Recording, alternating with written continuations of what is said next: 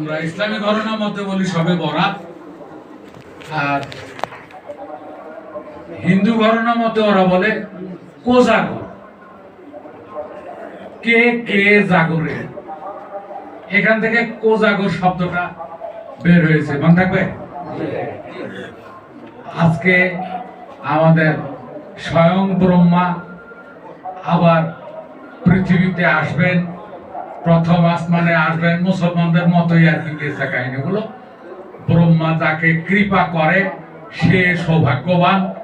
এই জন্য আজকের এই নিশি আমরা যাতে কেউই অবহেলায় না কাটাই, সবাই বিভিন্ন উপাসনা আরাধনা, তারপরে জপমালা ইত্যাদির মাধ্যমে রাত্রি বা রজনীটি অতিবাহিত করি।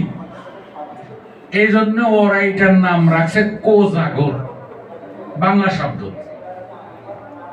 আর এইটাই আমাদের